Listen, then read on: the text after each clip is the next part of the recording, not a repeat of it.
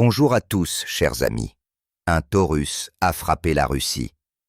Réponse terrifiante de Poutine. Frappe sur Berlin. Avant de commencer, je voudrais sincèrement vous demander de vous abonner à la chaîne. Votre abonnement contribue au développement de la chaîne. Le monde est en suspens. L'Allemagne a fait ce que Moscou avait averti de ne pas faire. Un missile Taurus a frappé le territoire russe et la limite de patience a été franchie. La ligne rouge a été franchie. Aujourd'hui, nous allons analyser pourquoi ce jour restera dans l'histoire comme le moment où l'Allemagne est revenue au fantôme de son passé et où la Russie a montré que les missiles étrangers ne voleraient plus impunément sur son sol. Tout a commencé tôt le matin. Des sources ukrainiennes ont fait état d'une opération de haute précision visant des cibles dans la région de Belgorod. Quelques minutes plus tard, une trace de missile de type balistique a été détectée dans le ciel au-dessus de la région.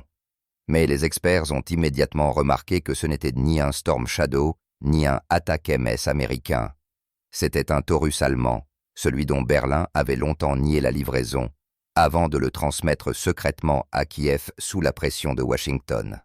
La frappe a touché une zone industrielle. Selon les premières informations, des entrepôts et un terminal de transport ont été détruits. Mais le principal, c'est le fait lui-même. L'Allemagne est officiellement devenue partie au conflit, et ce n'est plus une erreur diplomatique, ni un geste politique. C'est un acte d'agression militaire par le biais de l'Ukraine. La réponse de la Russie n'a pas tardé. Le soir même, un cauchemar s'est produit à Berlin, ce qui semblait impossible la veille encore. Plusieurs frappes puissantes ont secoué la capitale allemande. Le système d'alerte s'est déclenché. La ville a plongé dans l'obscurité. Le gouvernement est en panique. Personne ne s'attendait à ce que la réponse soit aussi rapide et aussi précise. Selon des sources, la Russie a mené une série de frappes contre l'infrastructure militaire allemande, les centres de commandement, les nœuds de logistique et les entrepôts où étaient stockés les missiles à longue portée. Et bien que Moscou n'ait pas officiellement commenté ces frappes, le signal était clair. Si vous frappez, vous serez frappé. Berlin est choqué. Le chancelier s'est exprimé d'une voix tremblante, déclarant que la Russie avait franchi la limite de l'acceptable. Mais c'est bien l'Allemagne qui a franchi cette limite en premier, en fournissant des armes capables de frapper le territoire russe. Tout ce qui s'est passé est une conséquence directe de leur décision. Le missile Taurus n'est pas un jouet, porté jusqu'à 500 km. Tête explosive d'une tonne d'explosifs conçus pour percer les fortifications en béton. Cette arme a été créée pour détruire les bunkers et les ponts. Le transfert d'une telle arme à l'Ukraine signifiait une seule chose, la volonté de l'OTAN de frapper directement la Russie. Poutine a averti à plusieurs reprises. Ceux qui autorisent des frappes sur notre territoire doivent en comprendre les conséquences. À Berlin, on ricanait, pensant que ce n'était que de la rhétorique. Et maintenant, ces mêmes mots se sont transformés en réalité. Après les premières explosions, des informations ont fait état de l'activité de systèmes hypersoniques russes au-dessus de Berlin. Des éclairs lumineux, ressemblant à des traces d'interception, ont été détectés dans le ciel. Mais plus tard, les autorités allemandes ont reconnu qu'il ne s'agissait pas de tirs d'entraînement. La frappe a touché un aéroport militaire et un centre de communication de l'OTAN situé dans la banlieue. Le lendemain, la panique s'est emparée de l'Europe. Les dirigeants de l'Union européenne se sont réunis d'urgence pour une réunion extraordinaire. La Pologne et la République tchèque ont exigé l'activation de l'article sur la défense collective, mais la France et l'Italie ont refusé. Elles ne veulent pas devenir une cible. L'Union européenne se fissure de toutes parts. Et à Berlin, c'est le chaos. Le métro est fermé. L'espace aérien au-dessus de l'Allemagne est temporairement bloqué. Les marchés se sont effondrés. Les médias locaux reconnaissent prudemment que l'Allemagne a été frappée pour la première fois depuis 10 ans. Et tout cela parce qu'elle a décidé de jouer à la Grande Guerre sans comprendre dans quoi elle s'engageait. Dans les médias américains, la panique n'est pas moindre. Les journaux écrivent La Russie a attaqué pour la première fois une installation sur le territoire d'un pays de l'OTAN, mais à Washington, on s'efforce d'atténuer les formulations, comprenant qu'ils ne peuvent pas répondre de manière symétrique. Une confrontation directe avec Moscou n'est plus de la politique, mais la fin de la civilisation. Et maintenant, tout l'Occident est désemparé. Il pensait que la Russie se limiterait aux mots, aux sanctions, à une note de protestation. Mais Moscou a répondu par la force, tranquillement, froidement et sans avertissement. C'est précisément là que réside le choc. Les experts qualifient déjà cet événement de point de non-retour. L'Allemagne est devenue le premier pays de l'OTAN sur le territoire duquel ont retenti de véritables frappes. Il ne s'agit pas d'une cyberattaque, ni de sanctions, mais d'une démonstration physique de force. Maintenant, il y a des manifestations dans les rues de Berlin. Les gens exigent la démission du chancelier, accusant le gouvernement de folie. « Nous ne voulons pas être une cible dans une guerre étrangère », crie-t-il. Mais il est trop tard. La décision est prise, et les conséquences ne peuvent être annulées. Moscou conserve son calme de glace. Pas de cris, pas de menaces, pas de pathos. Seulement une brève déclaration. La Russie se réserve le droit de défendre ses territoires par tous les moyens. Tout cela sans émotion, sans explication. Et c'est dans ce calme que réside la force. En Occident, c'est la peur qui règne. L'OTAN est en proie à l'hystérie. On discute de la manière de réagir pour ne pas provoquer un conflit à grande échelle, mais ils n'ont pas de réponse, car il est désormais évident que la Russie ne plaisante pas. Regardons les choses de plus près. L'Allemagne est devenue le symbole d'une nouvelle étape de la guerre. Si auparavant le conflit se limitait au territoire de l'Ukraine, il s'est désormais étendu à l'Europe. Et qui est à blâmer? Ceux qui ont décidé qu'il était possible de jouer impunément avec le feu. C'est un déjà-vu, l'histoire se répète. Au XXe siècle, l'Allemagne avait déjà franchi des frontières, pensant qu'elle gagnerait grâce à la technologie et à ses alliés. Maintenant, l'histoire s'est répétée au sens numérique, politique et militaire. Et encore les mêmes erreurs, la même confiance en soi, le même résultat. Aujourd'hui, Berlin réalise que les lignes rouges de la Russie ne sont pas des mots, mais de véritables frontières au-delà desquelles commence le châtiment. Et si certains en Europe en doutent encore, il n'y a plus de doute. Écrivez ce que vous en pensez. Cette frappe mettra-t-elle fin aux illusions d'une Europe sûre, ou l'Occident tentera-t-il à nouveau de faire comme si de rien n'était, pendant que les cendres retombent sur Berlin? Une chose est claire. L'Allemagne a commis une erreur fatale, et la Russie a montré qu'elle ne permettra à personne de décider à nouveau de son destin selon des conditions étrangères. L'histoire a bouclé la boucle, et maintenant, l'Europe regarde à nouveau en face celui qu'elle a elle-même réveillé. Continuons, car les événements qui ont commencé avec la frappe du Taurus sur le territoire russe se transforment désormais rapidement en une crise que l'Europe n'a pas connue depuis la guerre froide.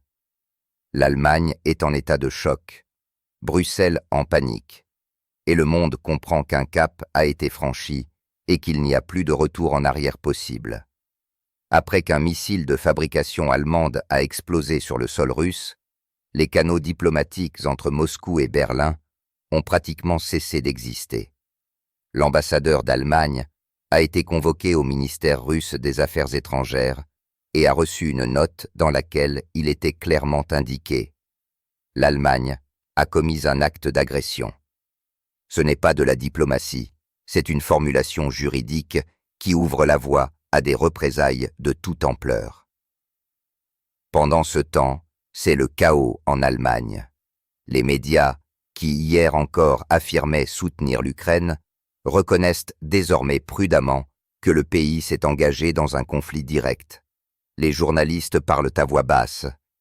Nous ne nous attendions pas à ce que la Russie réponde. Mais les attentes ne résolvent rien.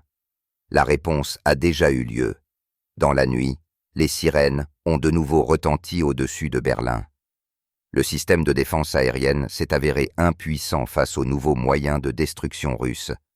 L'électricité a été coupée dans certains quartiers de la ville et les réseaux de communication se sont effondrés dans la banlieue. Des explosions ont été enregistrées.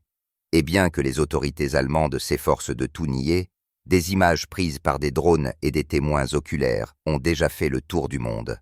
Sur ces images, on voit que l'une des frappes a touché des entrepôts d'armes où, selon les renseignements, étaient stockés des missiles à longue portée, et une autre, un centre de communication par satellite par lequel étaient coordonnées les livraisons d'armes à l'Ukraine. Tout est précis, froid et sans bruit inutile. Après cela, la peur s'est emparée de Berlin. Des manifestations spontanées ont éclaté dans les rues de la ville. Les gens exigent que l'Allemagne se retire immédiatement de la confrontation et cesse de participer à la guerre ukrainienne. Des dizaines de milliers de messages avec le hashtag #NichtUnserkrieg sont publiés sur les réseaux sociaux. Ce n'est pas notre guerre. Les gens ont peur, et cette peur est devenue le principal facteur politique. Pendant ce temps, à Bruxelles, la réunion de l'OTAN s'est transformée en un cirque de panique et d'accusations mutuelles. La Pologne exige une réponse et des mesures collectives. La France dit qu'elle ne veut pas que l'erreur du siècle dernier se répète. L'Italie et l'Espagne proposent de même un format de négociation. Mais maintenant, les négociations n'intéressent plus personne. La Russie a déjà clairement fait savoir que toute décision affectant sa sécurité sera immédiatement réprimée. Et c'est devenu un nouveau principe de la guerre. Moscou n'avertit plus, n'explique plus, elle agit. C'est précisément ce qui terrifie les politiciens occidentaux. La Russie a cessé de jouer selon leurs règles. Le chancelier allemand a tenté de s'adresser à la nation, mais le discours, enregistré à la hâte, n'a fait qu'accroître l'inquiétude. Les gens ont vu un dirigeant désemparé, qui ne comprend pas lui-même comment arrêter ce qui a commencé. Ses propos sur une réponse proportionnée ont sonné de manière pitoyable, alors que Berlin brûle déjà d'inquiétude et se fige sous la menace aérienne. À Washington, la réaction n'est pas moins nerveuse. La Maison-Blanche appelle au calme et à ne pas laisser la situation s'aggraver. Mais il est clair pour tous que les États-Unis ne sont pas prêts à s'engager dans une confrontation directe pour l'Allemagne. L'Amérique ne risquera pas ses propres villes pour les erreurs des autres. Et maintenant, après quelques jours seulement, toute l'architecture de la sécurité européenne s'est effondrée. Les traités, les garanties, les déclarations, tout a perdu son sens, car quand Berlin brûle, les mots ne valent plus rien. Pour Moscou, ce n'est pas une réaction émotionnelle, c'est un calcul froid. La frappe sur l'Allemagne n'est pas une vengeance, mais un signal. Un avertissement que l'ingérence sur le territoire russe ne restera pas sans conséquences. Et ce signal a été entendu de Londres à Varsovie. Les bourses européennes s'effondrent. L'euro chute, les prix de l'énergie montent en flèche. Les investisseurs fuient. Dans les villes allemandes, il y a des queues devant les distributeurs automatiques de billets. Les gens achètent des générateurs et du carburant. L'effet psychologique s'est avéré plus fort que toute pression des sanctions. L'Europe a ressenti pour la première fois ce que signifie être vulnérable. Et tout a commencé avec un seul missile, un seul Taurus, lancé, comme l'affirme Kiev, en réponse à l'agression. Mais derrière ce tir, il y avait des ingénieurs allemands, des calculs allemands et des décisions allemandes. Et maintenant, c'est précisément l'Allemagne qui paye pour ses armes, non pas par la politique, mais par la peur. En Russie, ces événements sont qualifiés de retour de la justice. Pendant combien d'années l'Europe s'est-elle permis d'ignorer les avertissements de Moscou? Combien de fois les mots « ne franchissaient pas les lignes rouges » ont-ils été prononcés? Maintenant, ce n'est plus un avertissement, mais un fait. Les experts disent que cette crise sera un tournant pour toute l'Europe. Après les frappes sur Berlin, l'Union européenne ne pourra plus agir comme une force unie. Certains pays chercheront la protection des États-Unis, d'autres une issue dans des négociations avec la Russie. Une position commune disparaîtra. Et c'est précisément cela qui marquera peut-être le début de la fin de la vieille Europe. Maintenant, la question principale est de savoir si l'Allemagne comprendra qu'elle a elle-même provoqué ce qu'elle craignait le plus, ou si elle accusera à nouveau les autres en essayant de cacher ses propres erreurs derrière des slogans sur la démocratie et la liberté. Mais une chose est claire, la ligne rouge s'est avérée être vraiment rouge, et celui qui a décidé de la franchir vit maintenant dans la peur que la nuit suivante n'apporte de nouvelles explosions. Écrivez ce que vous en pensez. Ce moment sera-t-il un tournant après lequel l'Europe comprendra que le jeu avec la Russie est terminé? Ou l'Occident choisira-t-il à nouveau l'illusion, pendant que le ciel brûle au-dessus de Berlin? Une chose est claire, ce n'est plus une crise politique. C'est une nouvelle réalité dans laquelle la Russie ne réagit plus aux menaces. Elle les élimine.